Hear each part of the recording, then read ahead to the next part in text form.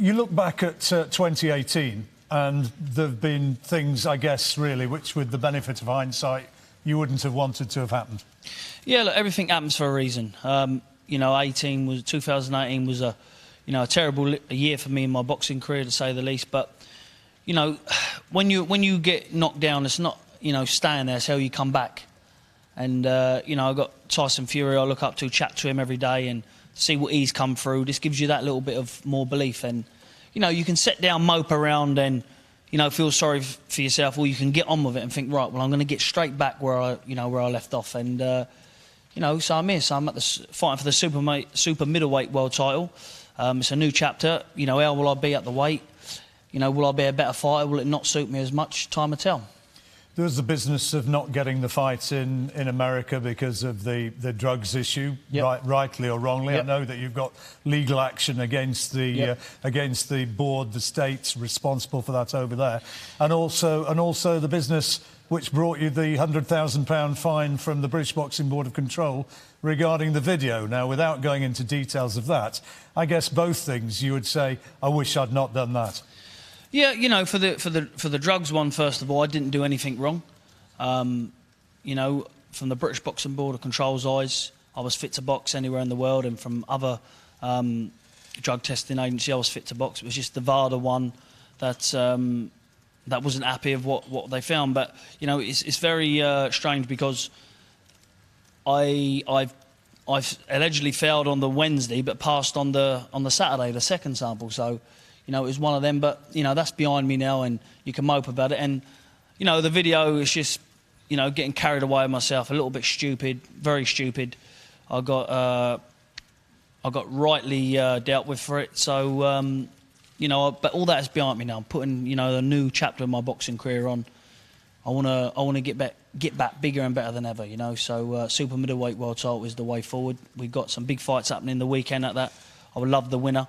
You've got Callum Smith, you've got all them big fights. So if the Golovkin and Canelos now don't want it, maybe I can get a big one in the UK. And you're only 29. I mean, people think you've been around a long time, but you're not an old guy. You've still got time to do all this. Yeah, listen, I mean, look, I'm not one of these. Anybody who knows me, I'll get heavy, but I'm not one of these who go drinking and partying. I'm not one of those. So I've got plenty of life left in me, and I'm willing to fight anybody at the weight, anybody at all, from super middleweight to middle.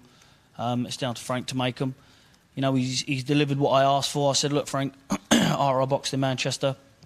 It was just to get me a run out and to get a young kid, Denver, to do the ring walk, really. Yeah. So that was inspiring to do that, and who sadly passed away, God bless him.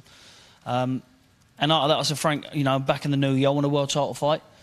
So him and my team got together and come up with this, and I think it's a very good move to put me in position for the big names. Was there any points during that last year when you thought, I can't be bothered with this anymore? I think that, look, boxing is one of them sports. Somebody can be a superhero for one night, the next night, then, they get beat the next fight and they're a nobody again. Everybody remembers, the losses and, forgets about the wins. And I think that, it's about how you present yourself. And I didn't really present myself or do myself any favours in 2018. So I didn't really, it do get you down, but I didn't really think like that. In the back, even if I said it out loud, in the back of my mind, I thought, I know what I got to get back. I know what I think, Frank. I mean, when somebody mentions Billy Joe, I think of December 2017 and that phenomenal performance in Montreal when he did David Lemieux. It was one of the best overseas from a British fighter.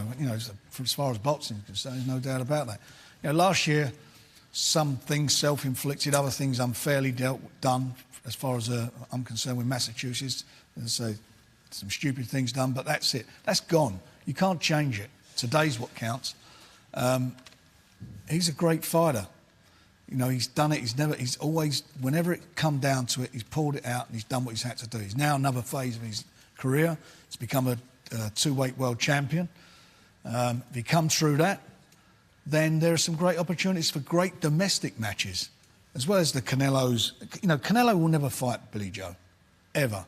Never fight him. They don't fancy that fight. That Lemieux fight, I said at the time to him, immediately after the fight, we will never be able to make that fight. We're sitting there and I'm watching the Golden Boy team, and I looked over to say we're going to do it, and they did not want to know. And as for Golovkin, he signed for him twice. We signed the contracts twice, sent them back. That didn't happen for various reasons. So we got to make things happen. So there's some great fights there. Callum Smith, the winner of the fight this weekend. You know, I don't know who the winner's going to be. Out the two of them, it depends which DeGale. That fight for me is all about James DeGale. What James DeGale shows up. It's going to be a fella who lost against Truax here get beat. But if it's, you know, if it's a good James DeGale, he should win the fight. But whatever happens, they are great domestic fights now to be made. Big money fights for these fellas. And that's where he wants to be. He wants to be in fights that appeal to him. The harder, the tougher the fight for Bill, the better you get out of him. The better his boxing brain is, the more of a challenge that he wants to overcome. That's where he's at. And he's, you know, now, and I think you mentioned earlier, you know, seeing where Tyson has been, seeing what Tyson's been able to do. They both come from the same community. That's an inspiration for him. I'm not saying that all to, you know, like blowing sugar and up his backside and so forth. It is an inspiration. Now it's all up to him.